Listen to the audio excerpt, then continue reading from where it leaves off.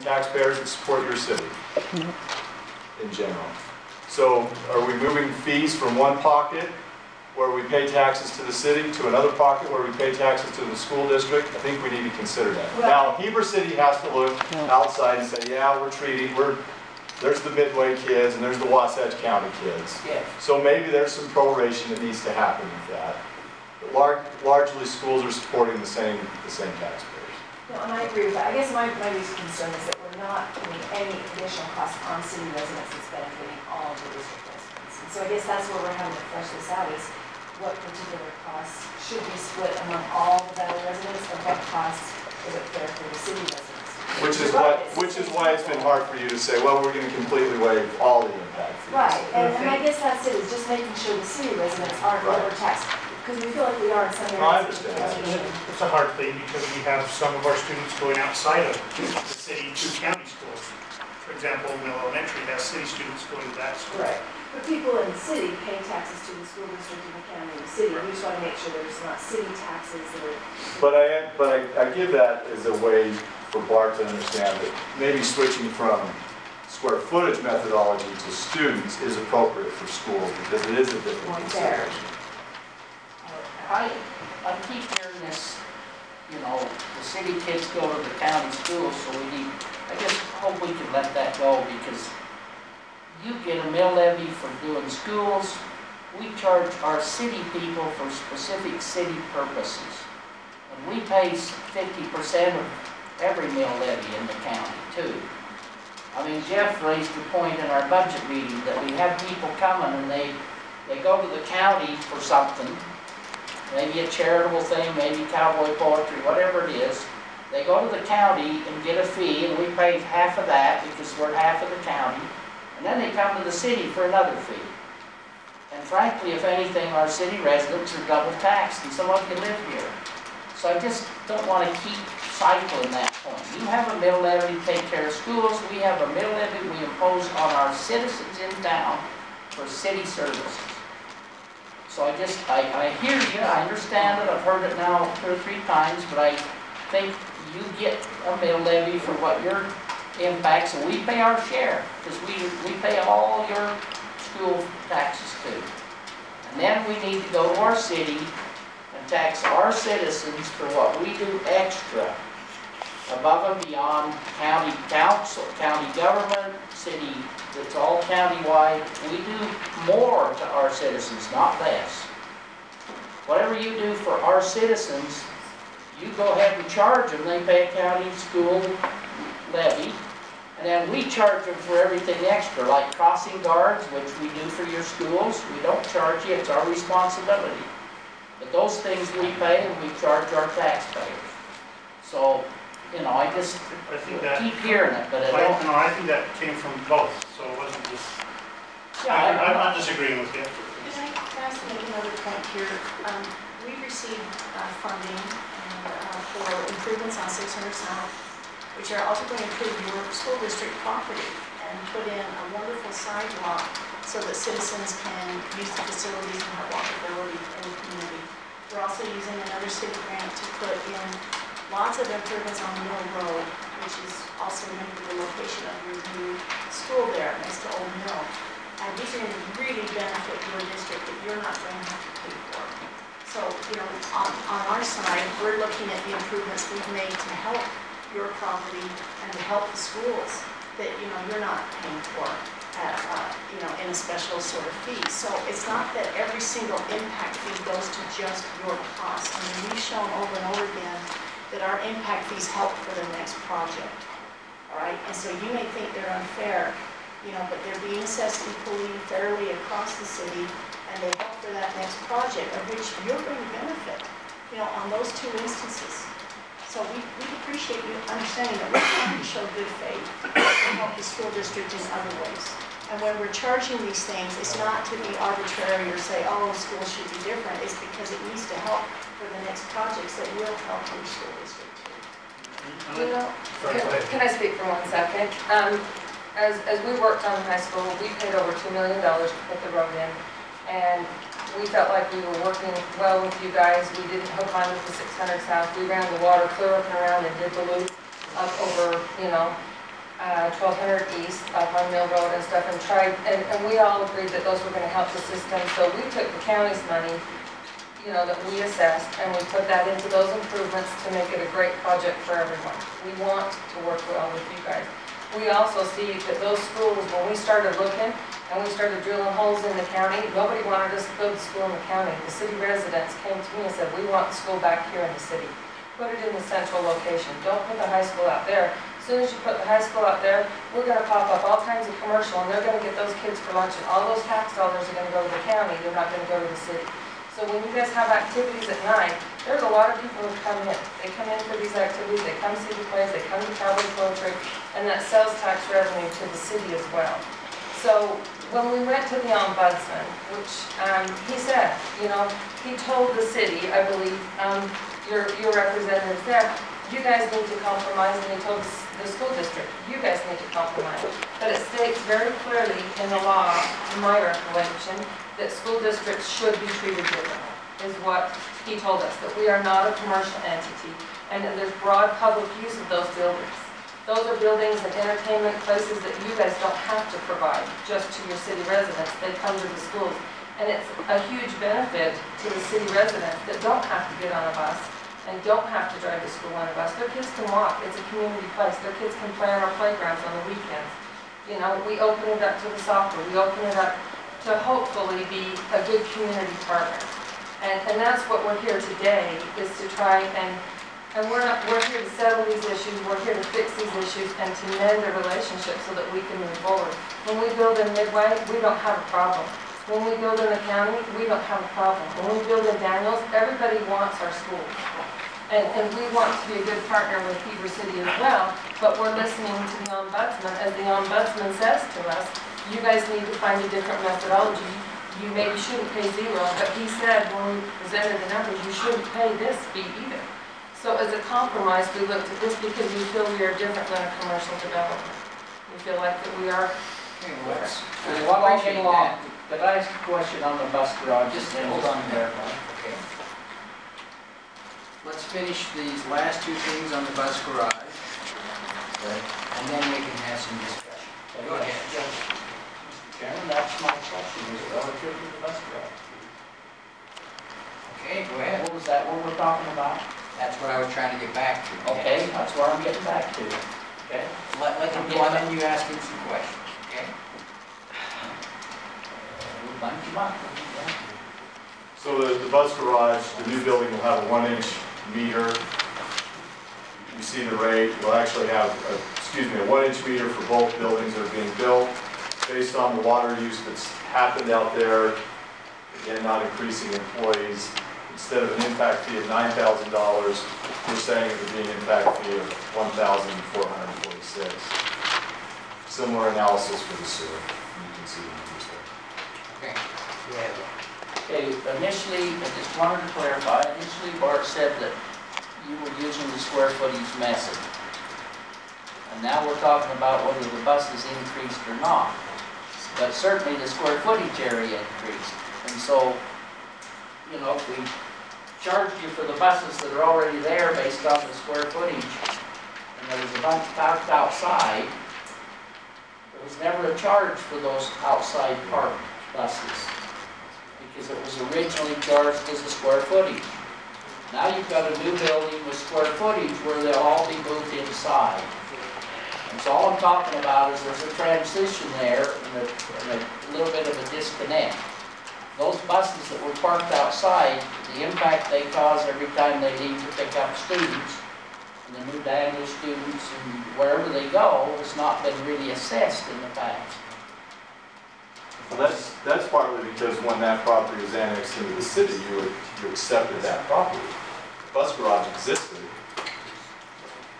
out in the county before it came into the city, Let's correct? let Mr. Anderson respond to that. He's been going through this process of the number between I think I understand your question, but that's not the way impact statutes are worked. The fact that that past assessment wasn't made doesn't change the nature of the use now and whether there's an increase in the impact. If the methodology was square footage, it has changed now because you build a new bus garage. We're talking about a street impact fee, sir. We're talking about increased impact to the streets, which doesn't exist. The buses are what they are. Whether that opportunity was missed in the past, that's not what the statute's purpose is going forward.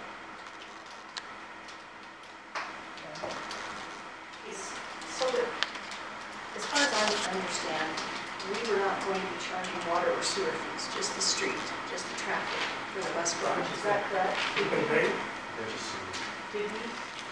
Because I was not aware of any outstanding sewer or water They had impact fees. enough credits, we gave them credits so that there wasn't a water and sewer in the bus.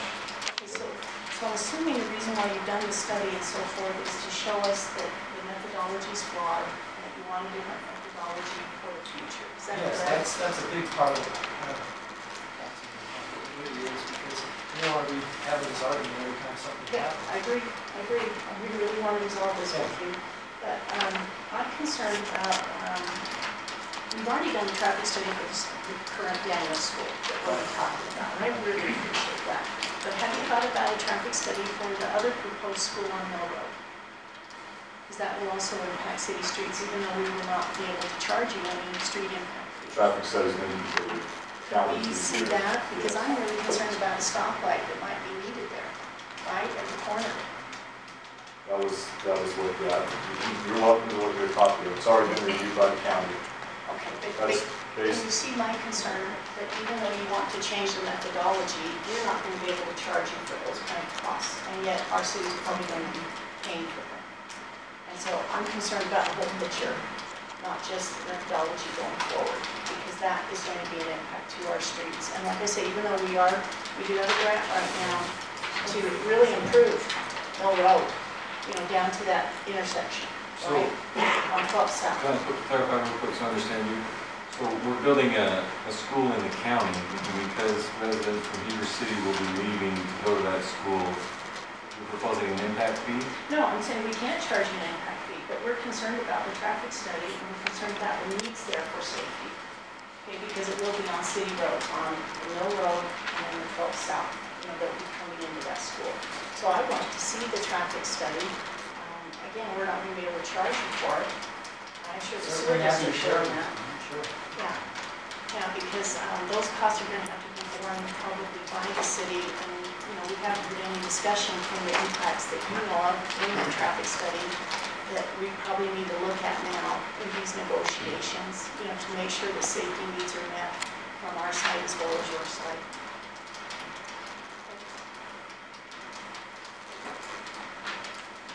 Okay, there's another easy issue. Yeah, there's Yeah, another safety issues are always of utmost concern. They're always looked at every which way to make sure that the students are safe. There are multiple kinds of studies and impacts that we have to look at to make sure that students are safe buses, safe walking routes, safe. Oh, sure. So Sure. there are lots of rules in place to ensure that. Mr. Bradshaw. We meet them all. Yeah. I have about 12 minutes before I need to leave. I know I'm probably the least important person here, but if you would like me to be part of the traffic study discussion on the elementary school, I have 12 minutes that I can be involved Yeah, in. let's do it. That'd be all right. Let's go ahead. New school. And then, The Daniel School. yeah.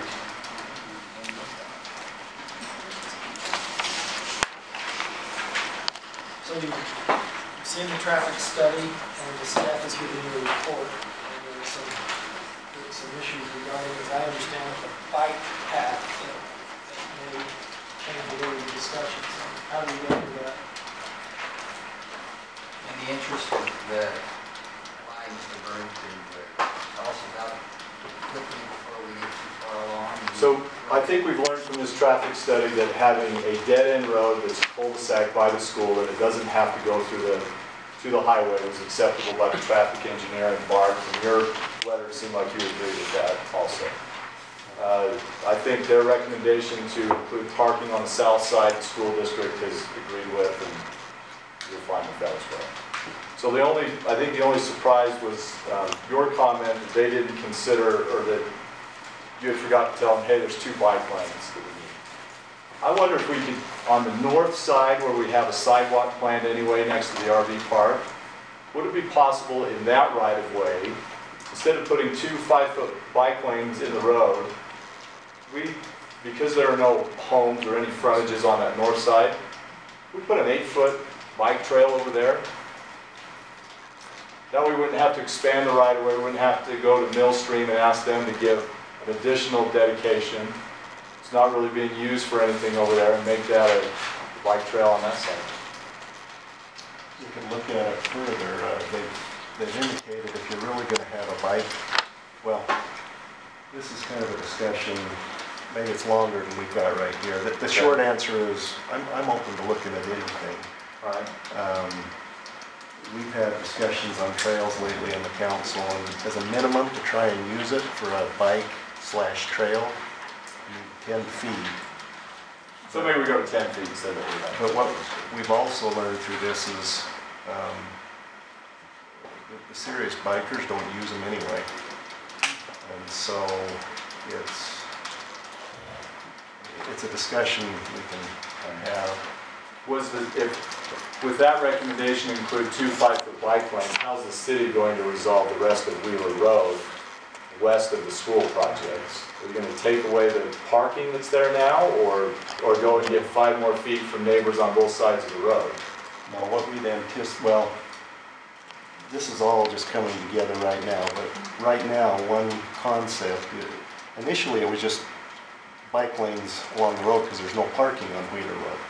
Okay. And that's what 44-foot was designed for. You put parking on there, it either takes out the bike lanes or you got to widen the road. So your plan is just basically to restripe it so there is no parking, and then the width that's out there now would accommodate it? Yes, the 44-foot would accommodate it. So you've got a couple of choices, and maybe you're suggesting another one that we could look at further.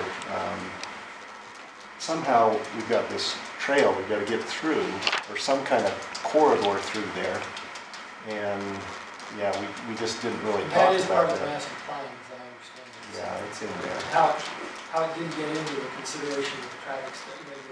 We didn't talk about that with scope when we were doing it. So it's worth, I'm open to ideas on that. I guess so, we should. I think the 10 feet was kind of federal standard to be able to get around if we want to continue it, or maybe. And that's fine. I'm just wondering if there's another place we could put it besides on both sides of the road. Because based on the proposal that you gave, now we're going back to Millstream and saying, hey, we know you agreed to 72 feet, but will you now add in another 8 feet and make it 80 feet wide? Yeah, there's a lot more detailed discussion we could have on that. If you still have the bike lane, I think you can get away with 8-foot parking because you can kind of merge the two a little bit. Right. But the study recommended dedicating more property for a turn lane, turn pocket. I think we can eliminate that if we have the bike lane. If you eliminate the bike lane, then maybe you got to have the turn pocket more too. So I'm not sure the best way to balance it. Okay. Well, I'm concerned about that part, because if we put it on the north side, as he's suggesting, we'll have to continue it on the north side all the way down when it's finally built. And anyway, how do you make it coming from you, from Daniels Road? You just put it all on the north side, all the way down? Yeah, those are things that would have to be talked about. Or you transition into the intersection there at 50s. Yeah. Yeah. Is it possible to talk about the road a little more here on the cul-de-sac area? Is Mr. Berg, is it 80 feet from right there to the other side of the road? Is that 80 feet all the way there? We've actually made it work with 90 feet. It's 90 feet? Yeah. Although at one time I had asked Bart if we could make it work with 80 feet, which meets a 5-foot standard, but we revised the design to make it work with 90. So it'll be a little more than this, a little deeper? Probably. I'm not sure which edition you're looking at, so Well, this was on your settlement agreement that was just sent in the email. then I'm not sure which version the attorney sent to you, but the Okay. latest version is 90 feet. Okay, but is it going to be flat here, straight at the end of the road? I or didn't is it say gonna be in that, so I curve? don't know where it didn't come from me. Okay, what's in, maybe even in the traffic study. Yeah. Is it going to be flat when it's in the road, or is it gonna be more round? No, this one shows it here, Heidi, and that one's not accurate. See how it's cut up here?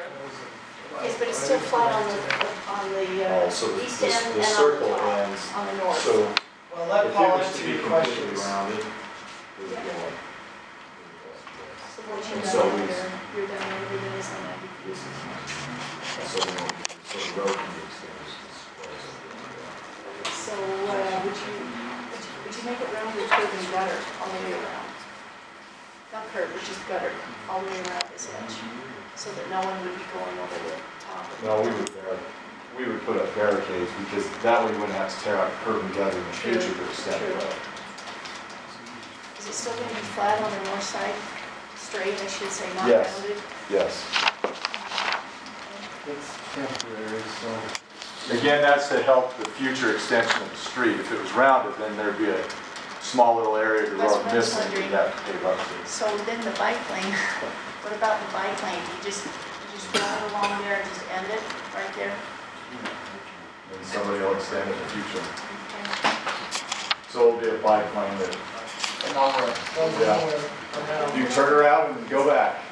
Well, kids will use it. any other questions? just turn around and go back. on this? Any more questions? Did you calculate the distance from yourself, from the intersection of 500 East to at least the beginning of your roundabout? Have you got a calculation you can give me on that? We did calculate it. How much? I can't remember what it was. Mark, you and I talked about it. Do you remember?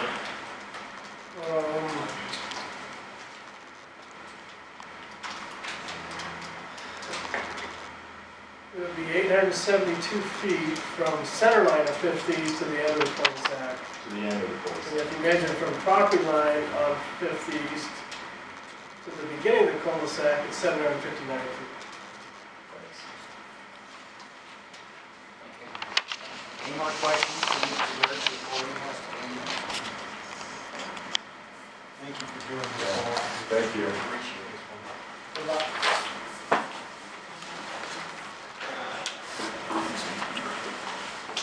Are there any other concerns about the traffic study, the analysis? I guess one question I had, is it right in the projection that it says that we don't have to put the road through the US 40 for 40 years? Is that right? 24. Not so sure on that. That's a long time. That's just based on the study. We didn't see that. Those engineers do, not us. And you know what, you're right, it's all based on development. So that's a crystal ball. But based on their study, that's their finding.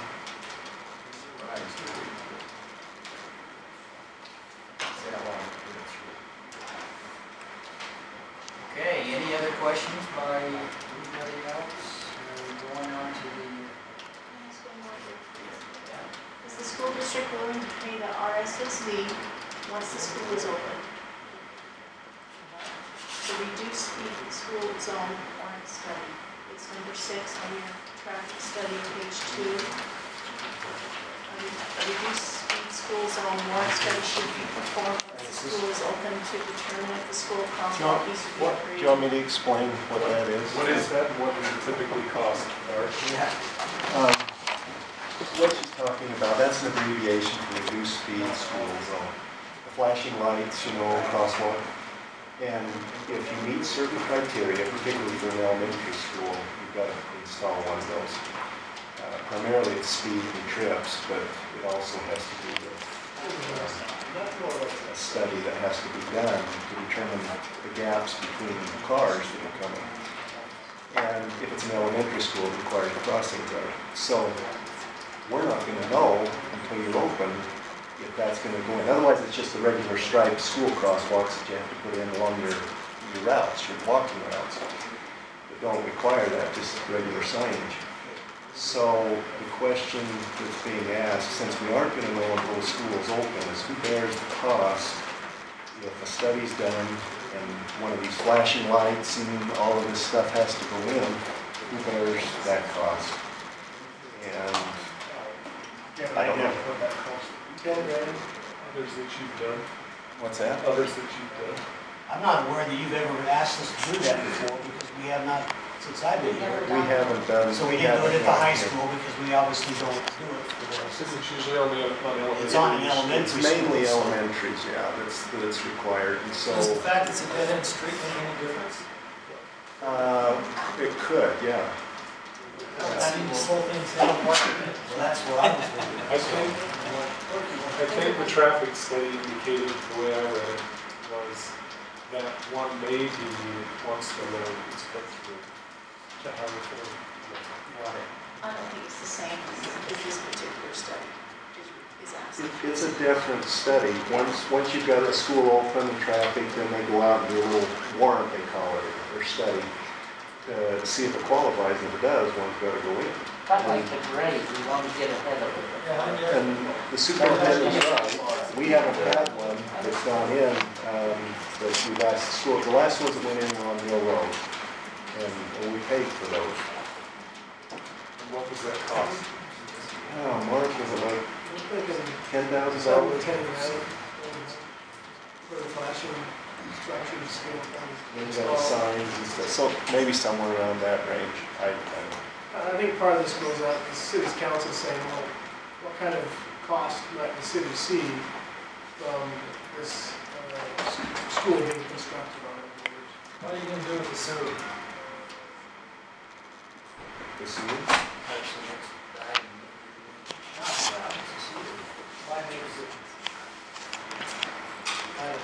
Well, this is making a difference on the sewer. My only comment is, based on the study that we had, it rated all these scenarios as A, which means that it's the best case scenario as far as traffic, and if you're down at the C or a D, then we're concerned about the traffic coming in there, but these were all, other than US 40 to 2400 South, everything was rated an A.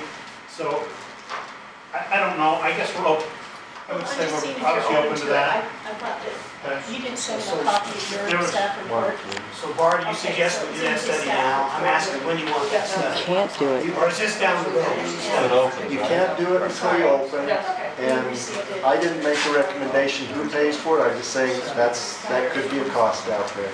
Yeah, it's just another issue of cost, right? And it's something that, we have to consider because we want to err on the side of safety, who's not sure. We- Right, and so I was just assuming that you were familiar with it or that we required it to the past. Actually, We just have never done that. We've never done it. So that's why Okay, it was. so that's why we're unfamiliar with it, that's why I'm asking the questions that I am, but I'll just speak for me. When it's time to do that, let's have that conversation. I think that's unless the board feels differently, I think that's the right thing to do. Let's have a conversation, and unless you want it decided now, then the board can consider that, so, Well, we have a lot of things to decide. yeah. And we'd rather decide, at least I'd rather decide it now, just so we don't have to worry about it in the future. But I can see that you're asking for a new methodology, that certainly can take some time, right? And a lot more debate, looking at your numbers, looking at our numbers and trying to see what's best and a lot of legal ramifications. Mark? Okay, so yeah, that's another research project for you. Okay, so that was one idea on, that the flashing light costs. Certainly we would be more than happy to